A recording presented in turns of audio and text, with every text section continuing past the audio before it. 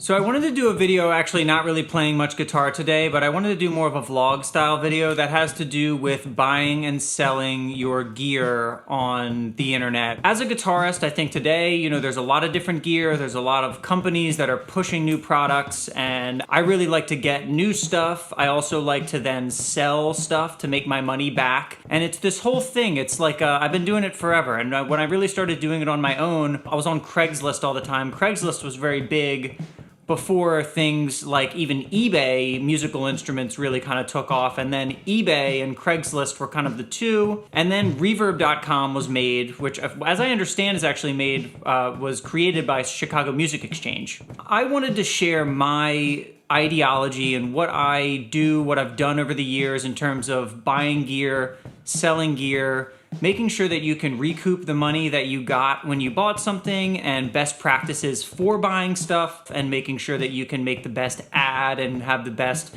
product presentation and whatnot. So kind of an interesting video, more of like a vlog style, but let's check it out. So as I mentioned before, the platforms right now are really, I think, eBay and Reverb. Craigslist is obviously, it depends on where you're living. I live in Jersey City, but I'm in like the New York City area. I've lived in New York City like proper for like 10 years. That Craigslist area, like my Craigslist area, is pretty good. It depends on where you are. It might depend on, you might need to drive to like one of the bigger cities or look at one of the bigger cities' Craigslist to see some ads, and then you could maybe arrange like a halfway meetup. Craigslist does have some issues. There's really no protection for you in terms of the payment. There's no middleman in terms of like someone that could step in case there's an issue if you buy something, and if somebody wants their money back, it's kind of like their word against yours. It can be a little dangerous meeting up with someone that you don't know. So I recommend setting it up, the meetup location maybe being at like a parking lot of a business, or even like a parking lot of like a police station, depending on how nervous you are. There's nothing wrong with doing that. I think that if the seller has an issue meeting you there, then that's a red flag. So I would say it depends on how comfortable you are. I've certainly gone over to people's places to buy stuff off of Craigslist. I've also gotten myself into situations that I think were maybe a little nerve-wracking, like getting off the train and having somebody like pick me up in their car and drive me to their place. A lot of like trust there, so you really have to be careful. And again, like the financial protection that you get from something like eBay or Reverb, where you're using PayPal, there's a middle financial person, there's also like a customer service team in case something goes wrong. I mean, these are definitely warrant like the fees and the other things that are charged, which I'll go into later. That extra protection is kind of what you're paying for. And with Craigslist, it's basically like the Wild West. All right, in terms of buying, and we'll start with buying. So what I like to do if I'm ever looking for something is type it into Reverb, and at the top you'll see very, very simple, it goes down and then it'll show you all of the different ones that are being sold. You definitely want to factor in the shipping cost, and you want to factor in the condition, because if you get something and you need to be able to flip it if you don't like it, so you need to make sure that it's in good condition, good resellable condition, and maybe has the box. These are all pros. If it has the box, if it's in good cosmetic condition. So yeah, Reverb is really, really good because it's centered around musical instruments. It has some things that eBay doesn't have, like analytics on the ones that have sold, because they keep track of the actual products. So on eBay, you can do what's called completed listings. Now, I've been doing this forever. It's one of like the best things you can do, and you can do it on Reverb too. You need to go to the left and scroll down, and there's a box that says sold listings. And you can look at the ones that have sold. You can actually look at the ads. If you go on, click on the description and click on product details, and that shows you how long ago it was listed. So you can see how long things are up and what they're going for. And there's also, I believe, like an analytical breakdown at the bottom that shows you the date that it sold with the price. And something that's popular, like maybe a Strymon pedal or maybe like a JHS kind of pedal, I mean, those sell probably multiple a day, so you can have a lot of analytics to kind of see how things are fluctuating. And then you might also look at those numbers and see that maybe the average price for like a Strymon Blue Sky or something is like $250, but you'll see somebody that got one for 200. And you have to wonder, like, how did they do that? And I'm going to show you how.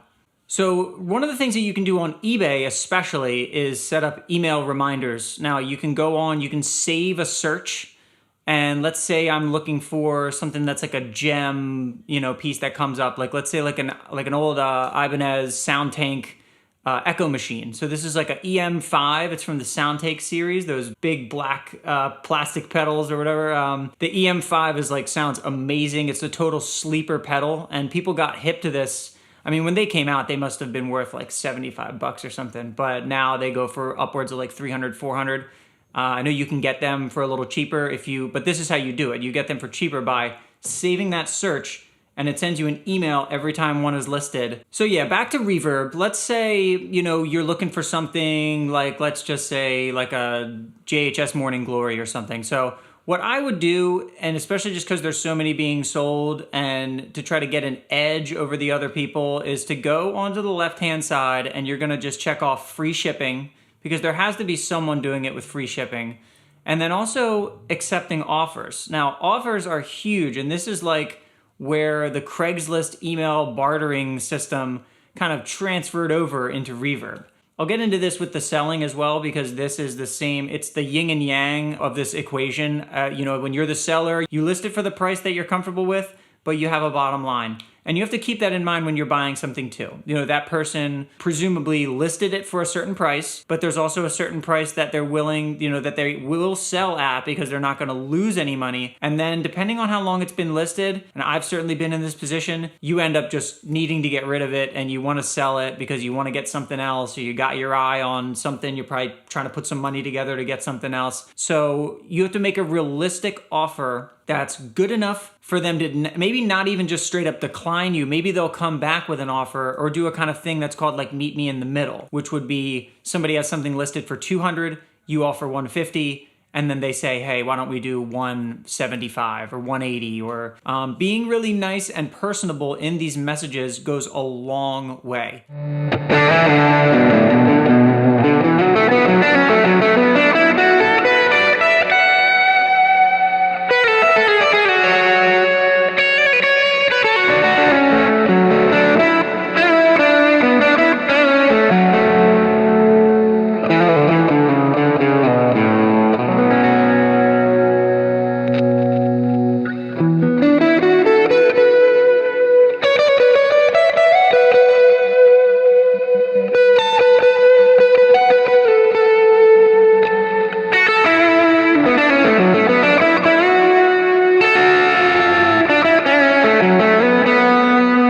Okay, now moving on to selling, which I think is a little more complicated. The first thing you want to do when you're selling something, I think, is make sure that you clean it up.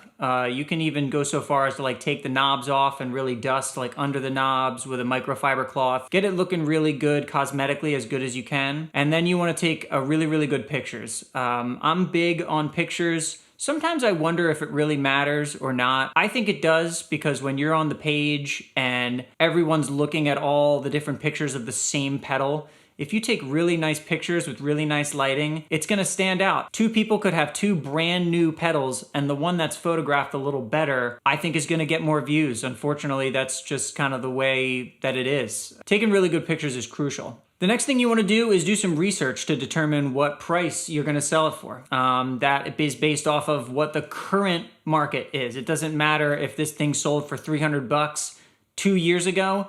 It depends on what is going on now, and it especially depends on what is currently listed. This is incredibly important when you go to sell something. The first thing I do if I'm trying to sell a JHS Morning Glory is I'm going to go to reverb.com and type in JHS Morning Glory, and I'm gonna look at the cheapest one. That is the one that's gonna sell the fastest probably. So you need to look at that. It's almost like the Price is Right.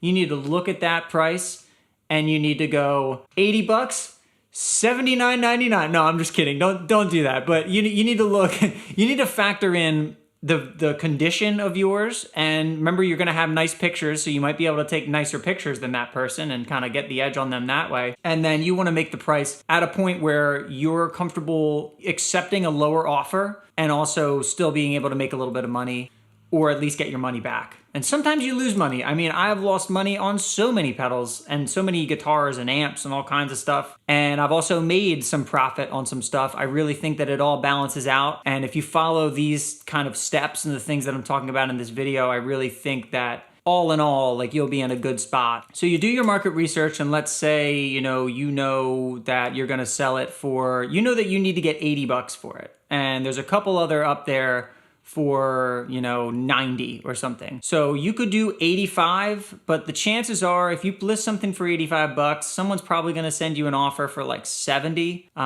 So you need to be careful. I would factor in the fact that with an offer, someone's probably going to send you an offer that's like 20 to 25% off of what you're asking, around like $100 price point, and then up to, let's say up to like 200 bucks, they'll probably want like $20 off. So that's like 10%. So the percentage that people will want to send you an offer that's realistic, in my opinion, is a bit of like a sliding scale as you go up. But I'd say anticipate to get an offer that's around 10 to 20% off of what your listing price is, and you're just going to need to accept that, and that's just the way that it is. I think that accepting offers on your listing is going to have it sell faster, because that's the other factor here. It depends on how fast you want to sell your stuff. If you want to be really stubborn about needing 300 bucks for that Strymon Flint, and you're not taking anything less for it, there's other people that are gonna come in and they're willing to take 15, 20 bucks off. I mean, like, what's $20 to you? You have to think about that. That's the thought that crosses my mind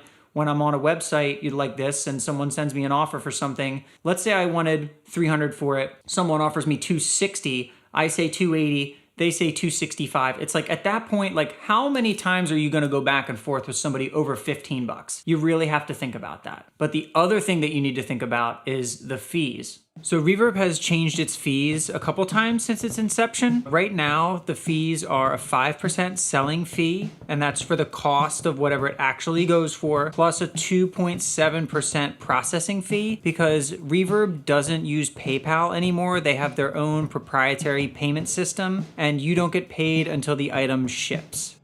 eBay has its own specific percentage for musical instruments, which is cool. It's 3.5% of the sale price, and then you have to do the PayPal fee, which is 2.9%. So as total, it actually comes in lower than the Reverb fee. So just for fun, let me walk you through what happens when you sell something, just for example, on Reverb. So let's say you sell something for $200. So when you sell the item, the payout that you're gonna get is gonna be the $200 for the item, the $15 for the shipping, and also the taxes for your state. So you're gonna get all of that money, but what's gonna happen is when you buy the label, at the end of the month, Reverb is gonna take away the money for the label, they're gonna take back the money for the taxes, and they're going to take out their percentage, which is that 7.7%.